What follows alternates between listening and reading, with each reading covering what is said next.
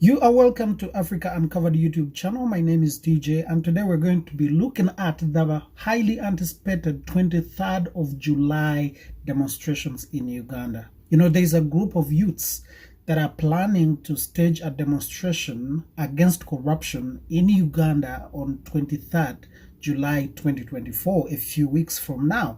And this is basically in reference to the demonstrations in Kenya that began around 18th of July and have been rambling for a number of weeks, now, where about 39 people have been killed. And you know, it is seemingly spreading to the neighborhood. It is seemingly spreading to other countries in the neighborhood. So today, that's what we're going to be handling, and this is how we begin. If you haven't subscribed to our YouTube channel, please go ahead and subscribe, like, share, and comment. And this is how we roll. A few weeks ago, demonstrations started in Kenya, where so far about 39 people have been killed. And this group of youths who call themselves Gen Z or Generation Z have been demonstrating against the finance bill that was passed in Kenya that they believe was going to affect them, the way of living, the economy of the country, and the soul.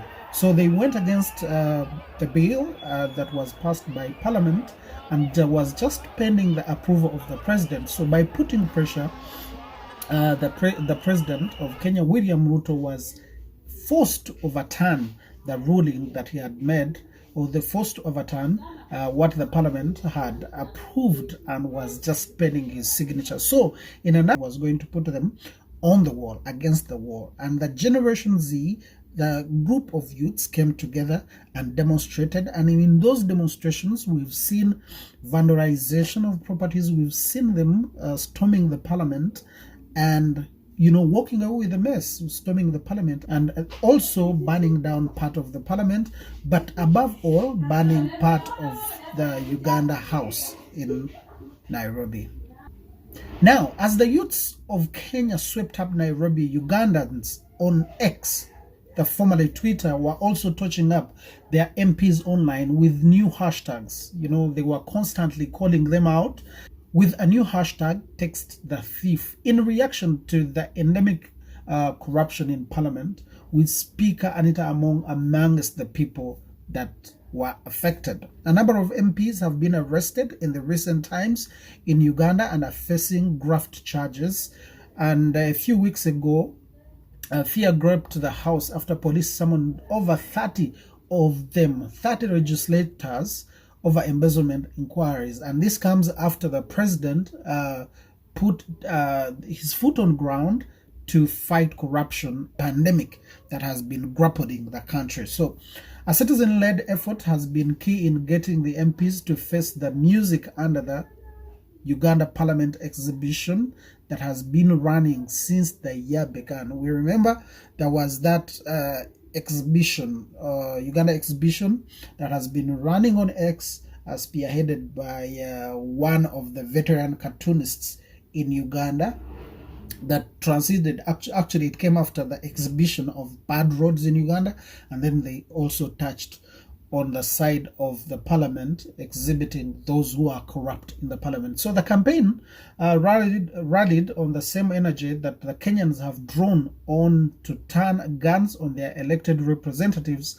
in the last few days of the finance bill, which is now out of the way. Angry protesters vandalized the property of Kenyan MPs who passed the bill.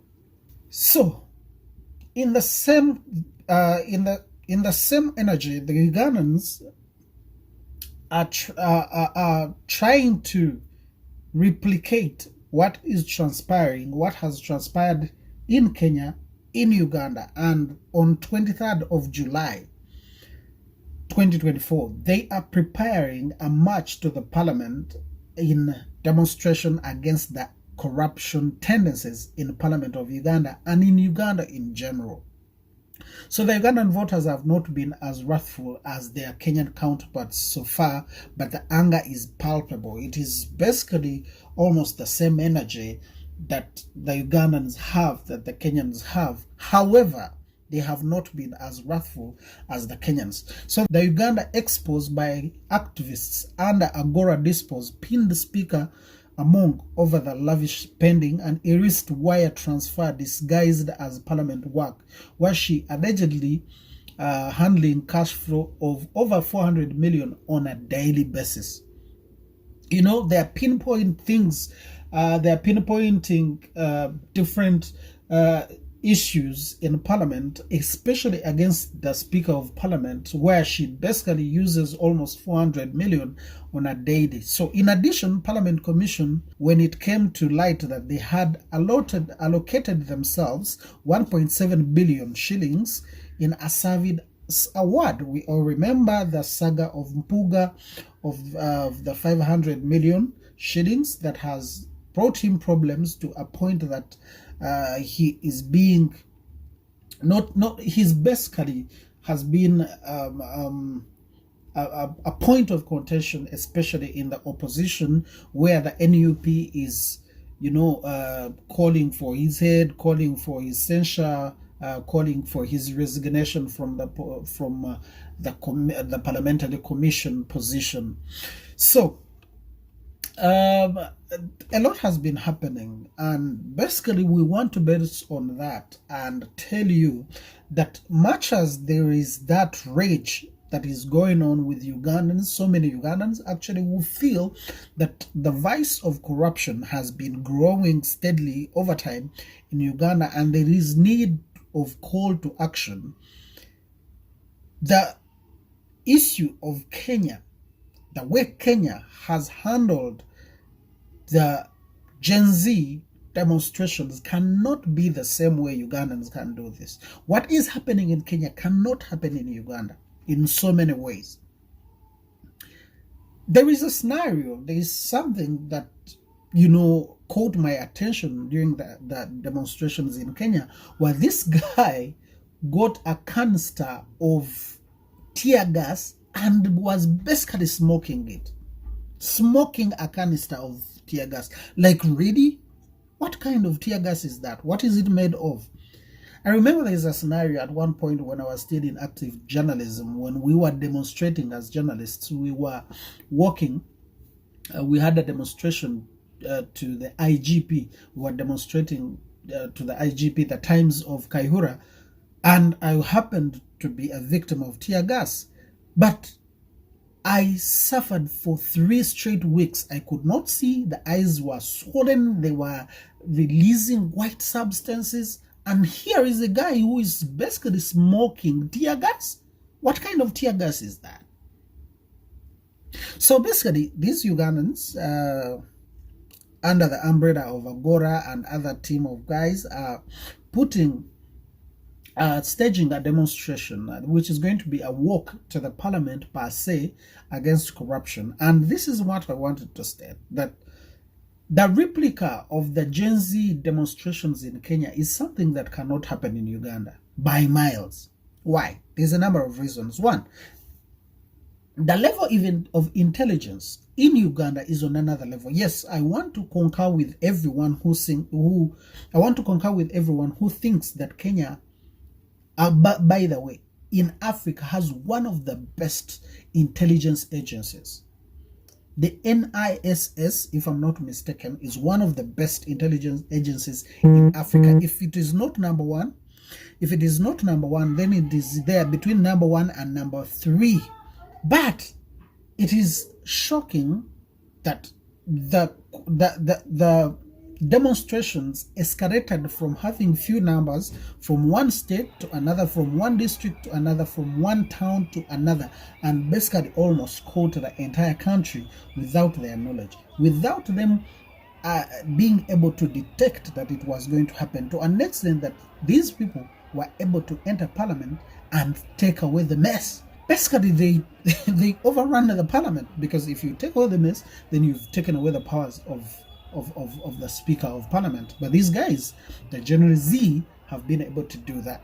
Now, there are things that cannot happen in Uganda. My friend, there is no way Ugandan intelligence and the police and the arms of government can allow you to even reach Parliament with 100 people. There is no way they can allow you even to reach City Square with 200 people. It cannot happen. Because by the time you are planning your demonstration, by the time you're doing anything, between 3, 4, 5 people that you're speaking with, whether it is online, whether it is on Twitter or Facebook or WhatsApp group, 3 out of 4 people, 2 of them are spies, 2 of them are security operatives. So you are planning literally in the hands of the security organizations, and by the time you reach a D-Day, at least 1,000 of you, if you are going to demonstrate 2,000, 1,000 of you are already in incarceration, are already caught. There are several things you can look at.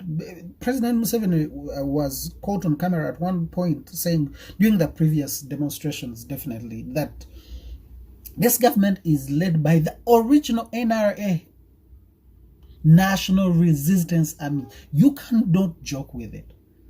The guerrilla kind of tactics, they know. They literally, the guerrilla kind of tactics literally began in Uganda and spread. So the level of security, the level of intelligence in Uganda cannot allow you to demonstrate the way the Gen Z of Kenya have demonstrated. There is no way, shape, or form that can happen. President Museveni cannot allow the weaknesses that William Ruto has exhibited in these demonstrations, from being forced to overturn the ruling of the parliament and the decision that he had basically made, to an extent that he has been forced to engage youths on X for crying out, you're a president. You cannot continue stooping low to the level of day-to-day people, youths who are unruly, some of them who are thugs, and you bring yourself to their level by engaging them. Because you see, when he overturned his ruling and the ruling of the parliament, they instead increased their requests. They now started saying, we want Ruto out. We want his resignation. So had he stood by his word and probably made a few changes here and there like they had made, but stood by his word of the bill staying, the status quo staying, this would not have happened. It would not have gone this far, where he's talking with rage, where he's talking with, even to an extent of calling his Inspector General of Police the worst head of police he has ever seen in the entire world. All that, all that came about because there were lapses in intelligence. There were lapses in the way the whole thing was handled, to an extent that it reached a time when they could not do anything because people were already there. You cannot kill 100 people at once. You cannot kill 2,000. You cannot kill 1 million. How do you allow demonstrations to start in over 10 districts, in over 5 towns without? And besides that, Ugandans are kind of people who mind their business.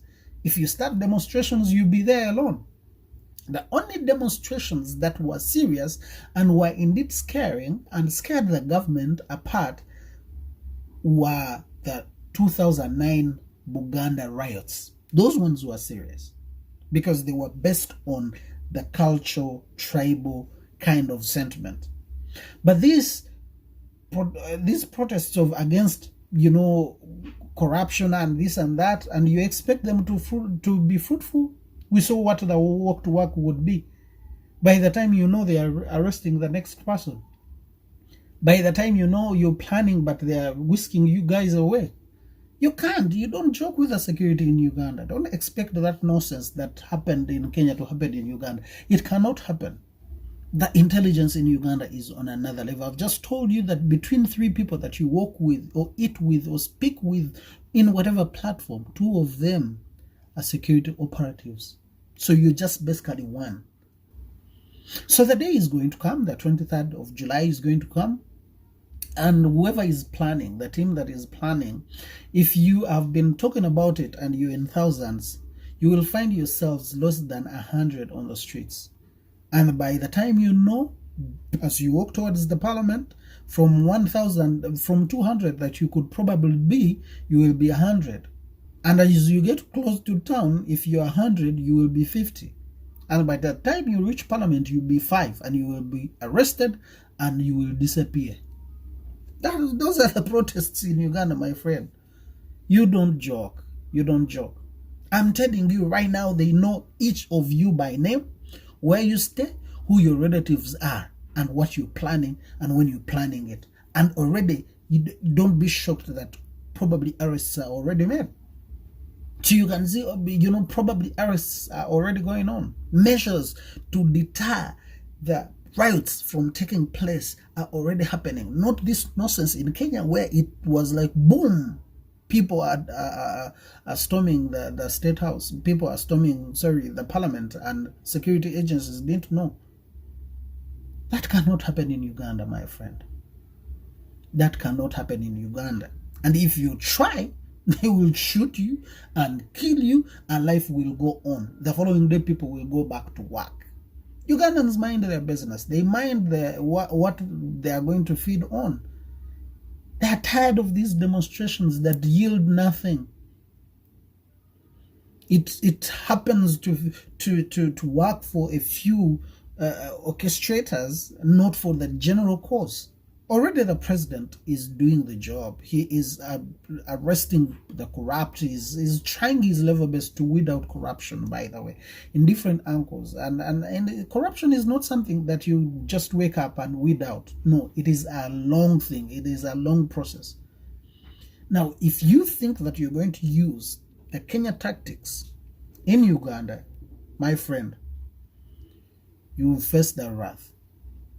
I'm not a security person. I am just a day-to-day Ugandan journalist who is just giving you my take. They will arrest you, put you in prison. It will be your family, your children, your wife, your parents to suffer. And life will go on. If it even happens to take place, we shall reach 23rd and people are going about their own things, and 2-3 people are on the streets, and it will die a natural death just like that. So my sister, my brother, my friend, don't joke with the security in Uganda, thinking you're going to cause havoc, you're going to loot people's properties, you're going to vandalize. It cannot happen. It cannot happen. So that's what I thought I would discuss today so that's what I thought I would talk about today on As a Matter of Fact. So if you think it carries meaning, it is carrying water, please go ahead and subscribe to our channel. We're open to subscriptions. Go ahead, smash a like. Share and comment. We shall be grateful. Otherwise, from me to you, adios. I am TJ.